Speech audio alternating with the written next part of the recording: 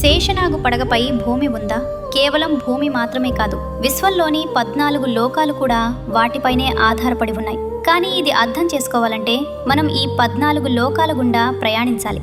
మన ప్రయాణం క్షీరసాగరంతో మొదలవుతుంది. అక్కడ విష్ణుమూర్తి శేషనాగుపై యోగ నిద్రలో ఆసీనుడై ఉంటారు. విష్ణుమూర్తి నాభి నుండి ఒక పద్మం ఉద్భవిస్తుంది మరియు బ్రహ్మదేవుడు ఆ పద్మంపై ఆసీనుడై ఉంటాడు.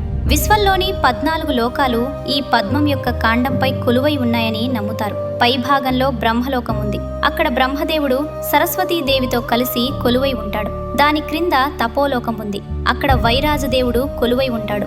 ఆ తరువాత జనలోకం వస్తుంది. అక్కడ శంకది మహర్షులు మరియు ఇతరులు కొలువై ఉంటారు. 4వ లోకం మహర్లోకం. అక్కడ భృగు వంటి ఋషులు కొలువై ఉంటారు. దీని తరువాత స్వర్గలోకం వస్తుంది.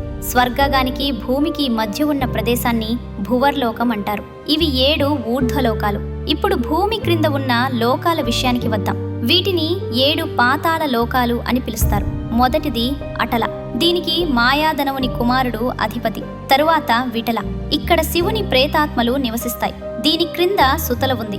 వామనుడు ఈ 3 లోకాలను కేవలం 3 అడుగులలో కొలిచి ఈ రాజ్యాన్ని బలికిచ్చాడు. తరువాత తలతల వస్తుంది. రాక్షసుల విశ్వకర్మ అయిన మాయాధనవుడు ఇక్కడ నివసిస్తాడు. పాతాళంలో నాగుడు నివసిస్తారని మీరు విని ఉండవచ్చు. తరువాతి లోకం మహాతల. ఇక్కడ లక్షలాది నాగులు నివసిస్తాయి. అత్యంత దిగువన ఉన్న 2 లోకాలు రసాతల మరియు పాతాళ. ఇక్కడ రాక్షసులు మరియు నాగులు గుహల్లో నివసిస్తారు.